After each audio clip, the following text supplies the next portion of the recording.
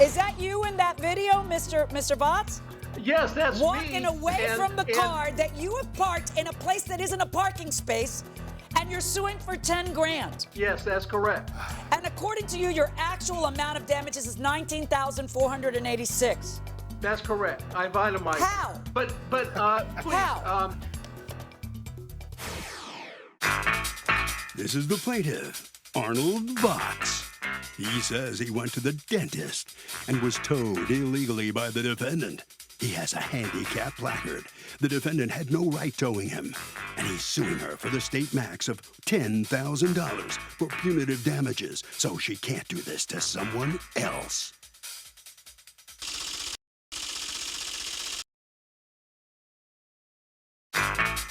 This is the defendant, Dee.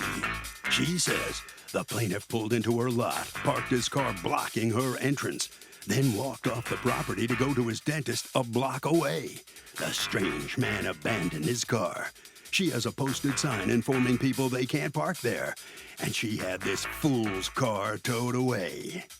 She's accused of seizing a guy's car.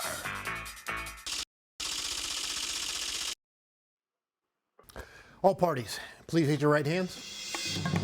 What you are about to witness is real. The participants are not actors. They are actual litigants with a case pending in civil court. Both parties have agreed to drop their claims and have their cases settled here before Judge Marilyn Milian in our forum, the People's Court. People's Court is now in session. The Honorable Judge Marilyn Milian is presiding. Litigants have been sworn, Your Honor. Thank you, Douglas. You're welcome. Okay, Mr. Votz, you are suing Ms. Okay, we're going to call you Ms. D's company for $10,000 because, according to you, they illegally towed your car. Tell me what happened. Yes, I pulled into the lot, and it was right next to the dental office I was going to. They looked like they had a shared lot. There were no signs posted on restricted parking, so I pulled in and I parked next to the dental building. It was, I don't know, 30 or 40 feet away from the defendant's company. So is the parking lot just for her business? And then you're going to the dental office next door, but you thought it was a shared parking lot? What made you think that? Because it wasn't posted, and it was right next to the building. There another dental office in their parking lot? No. Okay. It works out that the dental office is on the corner, and then right beside that, set in, is the defendant's company. Okay. But the dental office has its own parking, right? Apparently so. It's around the corner. You can't see it. Okay. It works out that if you make a right onto the other street, the corner street, and turn right, then they have their own parking lot in there. Okay. So why didn't you just move your car when you realized you parked in the wrong place? I didn't know. Okay. I knew when it was parked, when it was towed, because I went into the dental office and found out that was the wrong dental office. So there was another dental office right by her parking lot. Oh, yes. Oh, and then it turns out, so you thought you were going to that dental office, then you go there and it's the wrong dental office. Your dental office is a block away. You walk there and leave your car in her parking lot. That's correct. And so it was only a block away, apparently. I'd never been there. So I just walked to the a block away, and since the lot was not posted, no parking, I didn't see a problem with that. You didn't see a block away. Was it yours? Was it a public lot, or was it her private lot for her business? What has to be posted for you? Well, I didn't know. It wasn't posted. Oh, did you think that was a parking lot for your dental office a block away? You knew you were parking in someone else's business lot. No, not a block away. You knew you were parking in someone else's business lot. That is her business. She has it there for her customers. Right. So you knew that you had done that by the time you have to walk around the corner and, oh, wait, wrong dentist. It's not this one. I'll just leave my car there. And when you leave your car there, it turned out not to be a good gamble because your car was towed. Now, are you the one who ordered his car towed, Ms. D? I authorized my employee to do that, yes. Okay. So what did your employee tell you? That day. Right. He told me that someone had parked in our lot, and what Mr. Votz continually leaves out is that he was not parked in a stall. He randomly left his car in our lot. We have 6 or 7 stalls. We have an ADA compliant stall, and he chose to park parallel to one of our driveways. So he's blocking your driveway? Correct. Go on. It was a dangerous situation. Somebody tried to pull in, an AT&T rep with his boss, had to make a 3-point turn into oncoming traffic to avoid broadsiding Mr. Votz's car. So at that point, my employee called me up and told me what had happened, and we agreed that it was necessary to tow his car and become a dangerous situation. And I just want to say that in 46 years of owning my business, we have never, ever towed a car before. Okay, so what happened when you got this car towed and he comes to the scene? What, according to your employee, happened? My employee said that he had been towed. We do have a sign in our window that says, "Tows are Russ, will tow you," if we call them. And that's what happened. His car was towed. Okay. And were you parked in a stall, Mr. Votz, or were you just parked in your favorite spot that happened to not be a stall? There's only 6 markings for stalls right in front of the defendant's warehouse, and that's the only ones that have anything. There are no markings, driveways, So where did you anything park? on anywhere else. Sorry? Where did you park? I parked right next to the dental building. Meaning you parked as close And as it you could wasn't to the blocking sign that anything. said dental, which wasn't a parking No. space. According to her, it was No. blocking one of the entrance and exits. Were you blocking one of the entrance and exits? No, I was not. And the video shows that, and my Let's see the pictures show video. that. Let's see the video. I want to see the video. Okay, what am I looking at here, Ms. D? You're seeing his car, Mr. Votz's car is pulling in. That's him pulling in. Ooh. He's parallel to our driveway there. Right, because there's an entrance and an exit. So he just puts his car where there's no marked stall. I want to make Right, sure I understand exactly. correctly. All right. And now the sign I'm seeing that says Dental Group Dentist, that's for a different dentist, right? That was for the dentist that he did not have an appointment at. Okay. And we saw him walk away from his car and go in a different direction, and then he left the car for a couple hours. Hours? Well, we had it towed. Well, when the AT&T rep tried to get in the lot, we called the tow company. They're required by law to wait an hour, so they waited the hour. There's a record of that in our evidence. Where are you from? I got to find out where you're from. Orange County, California. I don't understand. Yes, because I'm sitting here like anywhere else, they would have told him like in a nanosecond. I'm trying to understand what. So they make you wait an hour while he's. This is priceless. Well, the tow company said we should wait an hour, and we abided by what they said. Since we have never towed a car before, we just did what they said to do. So when does he come back? Let's see. No, he comes back 2 or 3 hours later and the car is gone by then. Okay. So he's not anymore in this video. That's not him walking? Well, yeah, that is him. That's him coming. A couple minutes later, he comes out of the dentist, gets something out of his car, and walks off. My employee whistled at a real high volume, but didn't catch his attention. And then I sent I didn't send my. Is that you in that video, Mr. Votz? Yes, that's me. Walking away from the car that you have parked in a place that isn't a parking space, and you're suing for 10 grand. Yes, that's correct. And according to you, your actual amount of damages is $19,486. That's correct. I've itemized. How? But please. How? The parking, you must have the parking lot posted to warn people that it's private parking. Well, it was not posted. I'm sorry. You cannot do in California. Stop. Yeah. What would make you think you could park in a business that you weren't coming to? What would make you think that to begin with? Because there was nothing that said I couldn't. Well, according to you, In you have California, something right on your window, correct, ma'am? Yes, it's in the evidence. There's a a sign right in our front window behind the glass, because if we leave it outside. I'm sorry, where would you figure that you would get $19,000 in damages because someone towed your car from their private property where you weren't even parked in a stall? The California Vehicle Code has certain laws that protect our population, and they violated those laws. The first one, the most critical one, is you must have the sign at the entryway. Now, if you saw the video, the sign in the window is obscured by a car parked in front of it. You can't even see it. It was no posting. What planet do you live on? What planet do you live on that you thought you could park there? Well, what first of ego all, must it's you a very have large lot. that you think, oh, well, tough, this is where I feel like leaving my car? What ego must you have where not only are you angry your car got towed, but you look me in the eye and tell me you're out $19,000 over it? How are you out 19,000 or 10,000? It's easy. The first one is the towing fee is for every violation. There's a penalty 3 times the towing fee, or 4 times the towing fee. If the towing fee was about $250, well, if you violate the non-posting sign, I think it's triple damages. Where do you get your law? Can you do me a favor? Can you show me anything that says what you're saying? It's Exhibit 3. Okay, so I've looked at this regulation from California, and apparently what it says is that, Ms. D, you're supposed to have signs of a certain size at the entrance, at any entrance to the parking lot.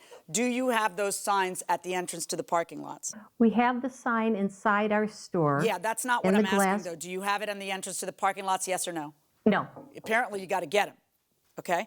And so, well, yeah, go ahead. So we were, in 2012, we had to have our property assessed by an ADA specialist. This guy is certified by the state of California to inspect everything for ADA compliance and parking, et cetera. And he cleared us. He cleared that sign in the window and he said it was okay. It has nothing really to do with ADA, though. Well, we had to be compliant with all No, rules I understand, and but what I'm pointing out to you has nothing to do with ADA, does it? It doesn't. Well, we do have the sign in the window, as I stated. Yes, you I can know. see it from both entrances. It's only a 50-foot parking lot. It's not that Lady, deep. I'm with you. But see, I didn't choose to live in California, right? Right. So when you choose to live in California, you know, it's a beautiful state. It's probably the most beautiful state in the union. But it comes with some crazy stuff. Let's talk about your $19,000 in damages. So tell me how you get to all the other damages that you're suing for. Okay. At the bottom of that, about the posting, it's $1,000 fine for and an infraction if she violates the but that's to the county if they were to cite her, or the city. None of that happened. What you pointed out to me says what the remedy is for you, and that would be that you would get double your tow. There's nothing entitling you to 10 grand. How do you figure? I'm offended that it says this, because you literally took your car, parked it on someone else's property, said, oh, yeah, there's 6 empty parking spaces, but I'm just going to believe it right here, as close to the sign as possible, because it's my world and everyone else is just borrowing space in it. Not true. I'm astonished. Not true. So please do tell me how you'd be entitled to $10,000. Go ahead, I'm listening. She claims it was an emergency tow. Well, that's not true, because in the video, she has a video that would show, she taped the entire thing, the 2-hour video that would show. Well, that's a camera she has outside her happened. store. She wasn't sitting there taping you. And what? She taped the entire incident. And? Of me going in, and she only released the first 2 minutes. How does that entitle you to money? Because it's quadruple damages if she doesn't release the video to me when I pick up my vehicle. Says who? That's in the California Vehicle Code as well. Where does it say that she owes you another 4 times for something she did? Tell me where you're seeing that, because I've now read all of your exhibit and it doesn't say that. So the next words out of your mouth have to be exactly where it says it. Tell me what section to look at.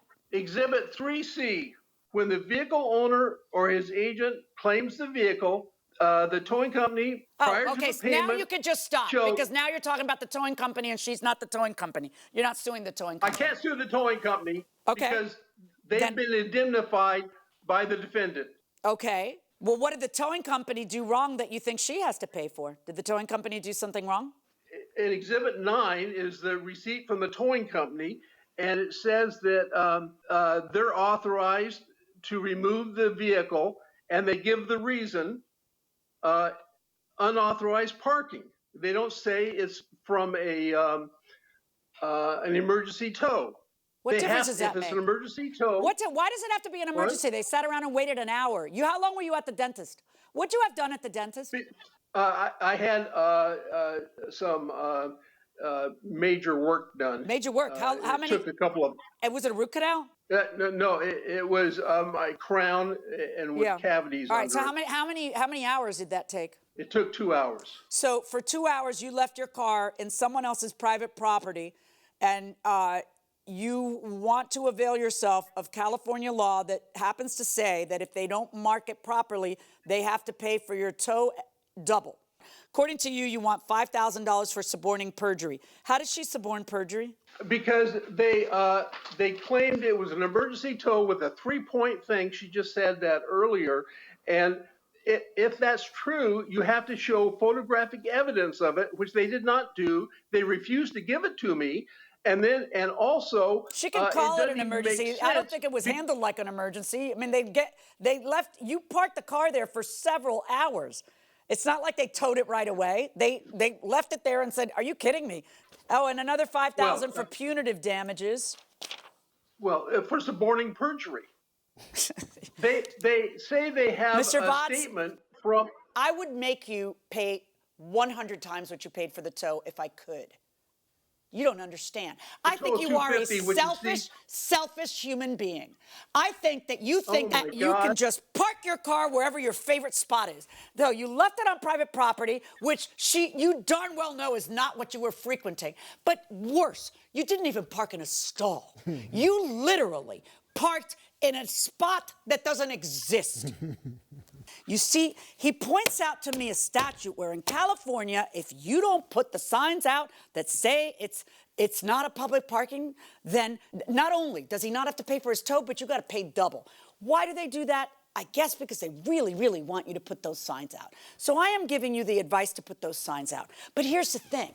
I interpret this statute requiring the posting of no parking by the owner of a business property to apply only to people who are parking in designated parking spots. That's not what you did. You parked in no parking spot. You just left your car blocking an entrance. That's not the same thing. So no, I'm not going to make her pay for your tow, nor am I going to make her double pay you for your tow. And furthermore, Section 22953 of the California Vehicle Code permits the immediate towing of a car that's illegally parked in a manner that interferes with an entrance or an exit from a private property, just like you did. Thank you, Your Honor. Yeah, because I live in a sane world. I live in a world where the dots are connected. Thank you, Your Honor. Verdict for the defendant. Not posting, and also didn't provide photographic evidence of blocking that she claims. Well, the plaintiff is still going on about what his logic is in this case, but the judge has found against him. Mr. Votz, if you can hear me, I'll give you one chance to tell me what your reaction is to the judge's. Don't tell me all your points. Just tell me your reaction. What do you think? She didn't enforce the California Vehicle Code. It's very clear. She violated that, and it's a misdemeanor and a $2,500 fine for that. So I would ask that she read the summary. She didn't read the summary. She didn't read my argument. It outlines in detail. She went over a lot of your points, point by point, and I'm sorry, but she found against you. She thinks you are really a very bad person. You know that? She really let you have it. And that's the way it is. Yeah, the defendant violated the California Vehicle Code, 2 misdemeanors and an infraction. And I'm the bad person? Well, listen.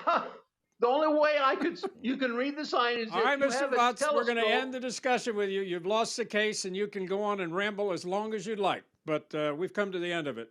All right, let's talk to the defendant now. Dee, I'm really wondering, first off, what was your initial reaction when you saw you were getting sued for $10,000 for towing his car?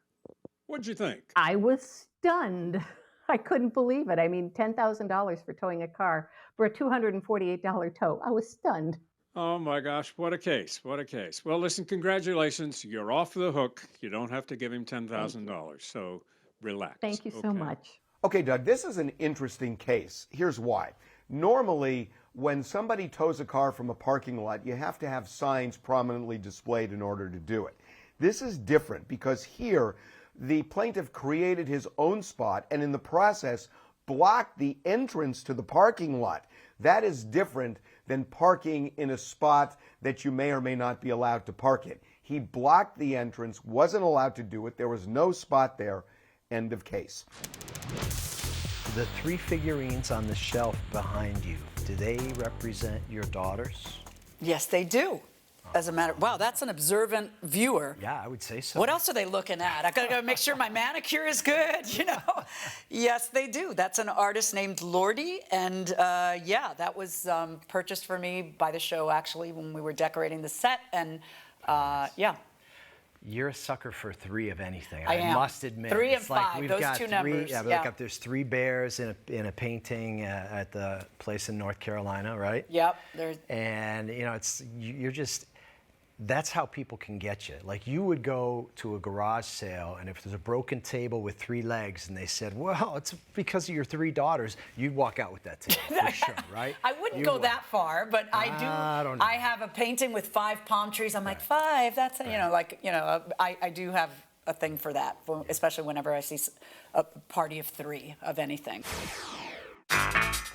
This is the plaintiff, Minnie McLeish. She says she hired the defendant to do some work in her house. She paid him, then he never showed up to do the work.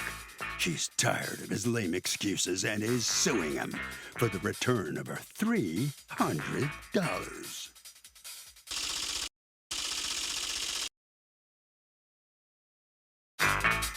This is the defendant, Connor Lindsley Hamilton.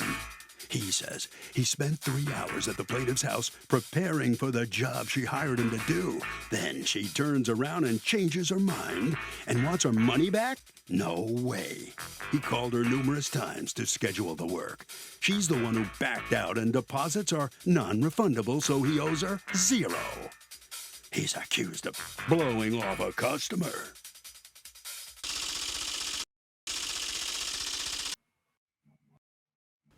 All parties, please raise your right hands. Welcome back to the People's Court. Next case on the docket. The plaintiff says that she hired the defendant to do some work in her house. She says the louse never showed up and she wants her money back. But the defendant says he was prepared to do the job, but the finicky plaintiff changed her mind and told him the deal was off. It's the case of no dough, no show. Thank you, Douglas. You're welcome. Okay, Ms. McLeish, what's going on? I had called to, it was home advisors. I had called out to them to get someone, you know, the handymans to come out because I needed someone to put a vent into my bathroom and to put little teeny and little sockets into the wall. Okay, so you went to Home Advisor, which is an online site, or you called them? I called them. Okay. And so what they do is they farm out jobs to different people who supposedly they have vetted. Okay, so what happens? That's how you connect with the defendant, and what happens? Yes, so I talked to Mr. Hamilton, and he said he was coming out.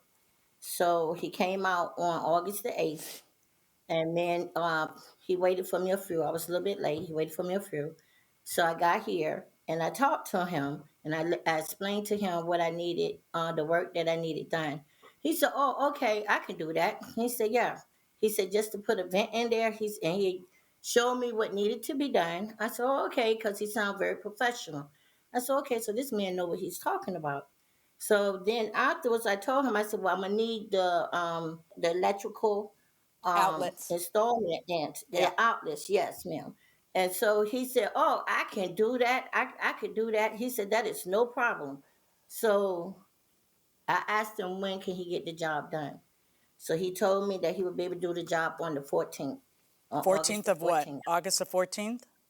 Yes. And Okay. he was at my home on August the 8th. Okay. Okay. So I showed him what needed to be done in the bathroom. And I showed him the outlets that needed to be plugged in on the wall. But he told me, he said, "Well, Home Advisor did not tell me that they needed all of this done." He said, so you need to call home advisor and tell home advisor that the work that they wanted me to do, that you don't want them no more. You won't need them no more. You'll just deal with me. So I was like, oh, okay. So I called home Did you advisor. do that, Mr. Hamilton? Yes, I did. Okay, so you were going to cheat home advisor out of their commission, and that you No, know that that's not what at he's all. doing. Yeah, of course it is, and No, that's you good know that job. that's what No, he's it's not. doing, Ms. McClish, and that doesn't worry you at all. That's not correct, Okay, though. That's Mr. an incorrect Hamilton, I'll be statement. with you in a second. Ms. McClish and only Ms. McClish, that didn't worry you at all? Yes, it did. Your Oh, well, Honor. but you were So, just played right along with it. You had no problem. You told home advisor. How'd that work out for you? well, I called home advisor. Right, and you told them, I'm canceling the job, but then you actually hired him to go ahead and do that plus some more that you hadn't mentioned. I'm asking you, how'd that work out for you? Well, Not so gave them the good, right? Because deposit I and they see gave you me the money here back. in court. And if you had stayed with home advisor, they would just refund your money. But you didn't, so that's why you're in court. You know that, right? They did refund my money. No, I know, And they but if did a guy, apologize to you me don't because- you want this defendant to pay you back the deposit because according to Yes. you, he never did the job and never showed up and you kept making excuses. He has a different story. He says you're the one who was unavailable. We're going to get to both of that in a second. What I'm telling you is if this problem arises in home advisor where you've hired somebody and they won't show up, guess what home advisor does? No questions asked. Returns your money. So you would be in that position. I never knew that. Well, you did know that because home advisor returned your money when you lied and said you were canceling the job. Okay, so here we are. Now you're dealing directly with him, and he's supposed to come over, according to you, and do the job on the 14th. What happens on the 14th? So on the 14th, he never showed up. But before he left my home, I asked him, did he want check or cash? And he said cash would be good. Did you get a So I receipt? gave him a deposit. I had him to sign my book. Good. All right. That's good. And I gave him a cash deposit of $300. And I put down that on the due date would be August the 14th, 21. I will owe him $407.23. Okay. Plus the job would have been $700, $7. So what happened on the 14th? I called, he never answered until later. And then he was like, oh, I was busy. I'm sorry. I got caught up doing something else and everything. So he said, but I will be out the next day. So the next day he never showed. The next following day he never showed. So I called and I talked to someone else. And the other person that I talked to said that he was busy, that he didn't forget he'd be coming out. Okay, so then I called back again and I talked to him again. And he told me, he said, oh, don't worry about it. I'm going to have Mike to come out and do the work. He said, because he know how to do that. I said, okay, when? So he told me, oh, well, Mike will be out on Saturday, which was a couple of days later. So I waited. He never came. So I kept calling, and it was always an excuse. And the last time that I talked to him, he told me, oh, and I told him, I said, I want my money back. I said, because you're giving me a bunch of runarounds. And I said, I want my money back. And he said, okay. He said, well, I will send you, he said, I will send you a cash checkout by mail within a couple of days, 2 days. So that I never did receive it. So I waited for a few days, called him back. He told me that he was waiting for them to send him a number, a confirmation number, so that way he could send me my check. And I Waiting know for that who to send him a confirmation number? the post office, for the post office to send him a confirmation number so he could send me my check. He said, when I get that number, I'll send it to you.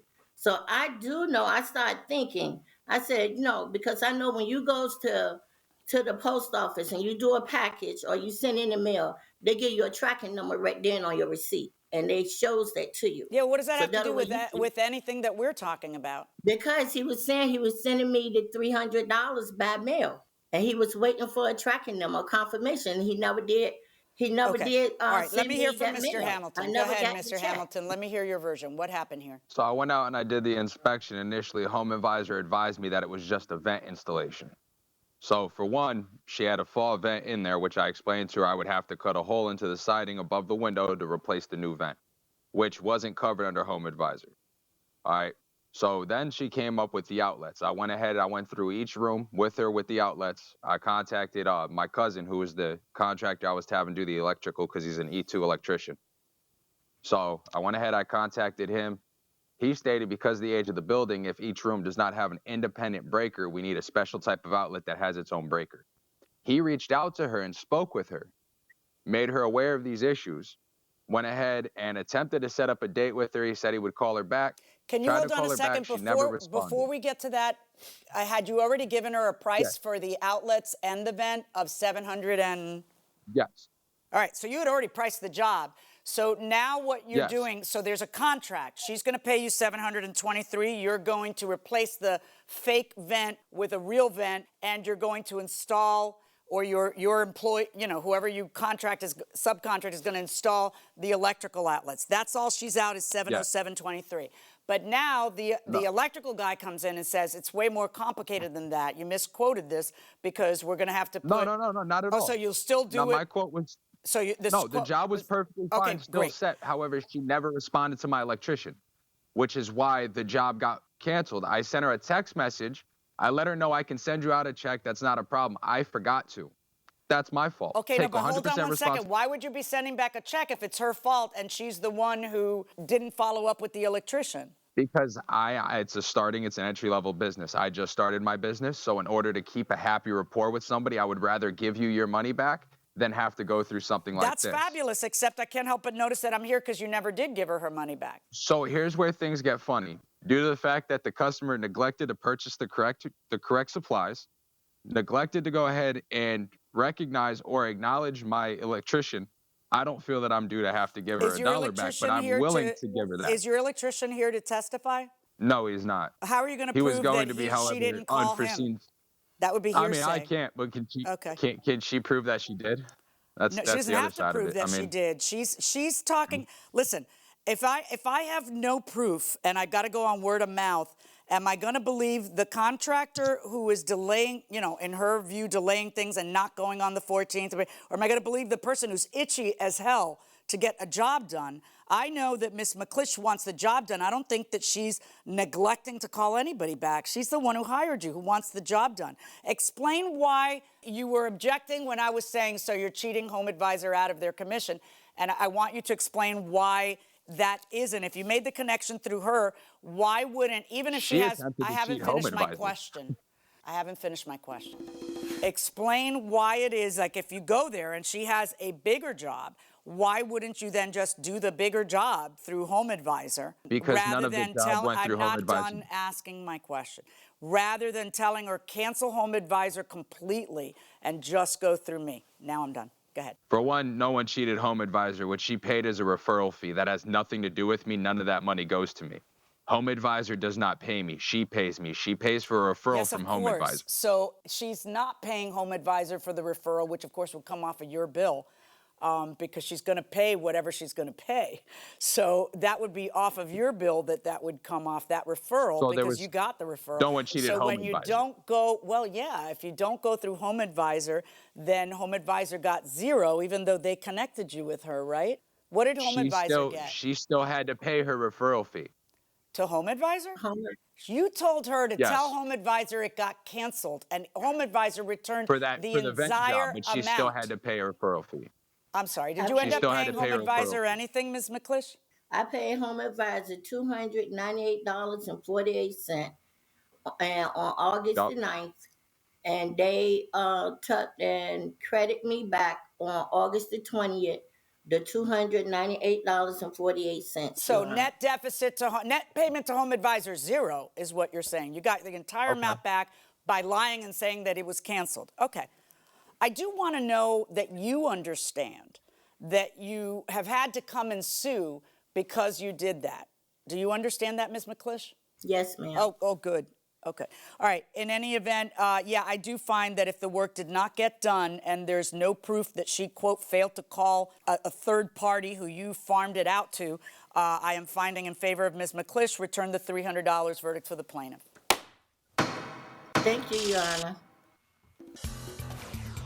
So the plaintiff has prevailed here, and Mr. Hamilton, the defendant's going to have to give $300 back. Mr. Hamilton, let me ask you what you're thinking right now. It's whatever. I offered her a lot lower price than any other contractor would have offered her. I gave her ample opportunity. I even did something which technically I don't feel I should have to do, which was I offered her to refund it back to her. It's my fault for not having copies of all that stuff. That's my own fault. I don't have any hard feelings. You know what I mean? I tried my best to help a customer, and the customer's not happy. That's just the way it goes. It's the way the business goes. All right. Well, good enough. I don't know if this will help your new budding company or not, but we'll find out. Ms. McLeish, you're finally going to get your money back. I know you're happy about that, but you still haven't gotten the job done, have you? No, I still about the haven't job? got the job done. I'm going to have some of my family members in Virginia to come down and take care of it. Okay. They'll have to come a long way, but that's better than nothing. But good enough. Congratulations. Yes. You got your money. You know, this is kind of an interesting case, Doug, because, you know, a lot of times when you hire somebody to do work in your home, especially if it's a contractor, they will often hire their own subcontractors to do various parts of the job. And then it becomes an issue that if the subcontractor screws up, who can you sue? Do you sue the contractor? Do you sue the subcontractor? In this case, you have a plaintiff who hires this contractor, and if the contractor hires these subs and the subs don't do a good job, that's on the contractor because the plaintiff hired the contractor, not the sub, and the contractor's on the hook. The question is there anything the other one does that you find annoying? If so, have you told John? And have you, John, told Marilyn? Well, this could take a while, okay? Because really, it would be a lot easier to give a list of things that I don't find. No, just kidding. But, yeah, I mean, look, about Marilyn, let's see. You're a pretty neat person in terms of just, you know, your workspace, your home, your bedroom, kitchen, etc. But you never put the cap back on the toothpaste tube. That's Okay, like a little thing. It's just like I know, but you never do it. Oh, there's much more that annoys you about me, that annoys you about me than that. You don't pull the car up all the way in the driveway, and then I can't get my car out of the garage. Okay. So then I gotta get in a hurry to go somewhere. I gotta go back in the house, get the key to your car, Do the pull car your ballet. forward. Then next time I see you, tell you for the umpteenth time, will you please pull the car forward so I can get out of the garage? Well, you know the drill. You've been there. Okay, so. Anything else? Why don't you tell me? No, go That ahead. can't possibly be something I annoy you. You snore like a lumberjack. Okay. That's And medical. No, that's not medical. It's just you. All you got to do is put your little mouth brace in, I and then hate what you that do is thing. you spit it out in the middle of the night and wake me up every night. Right. And then okay. what you do? Then you wake me up. That's right. I'm You're not going to be waking up snoring. alone. Why you didn't have to wake me up to Put tell the me I mouth was brace snoring. back in. know I I'm- can't. I'm going to. You're right. I'm going to shove it into you the next time. You're going to wake up, and I'm just going to be shoving it in there. Ah, okay.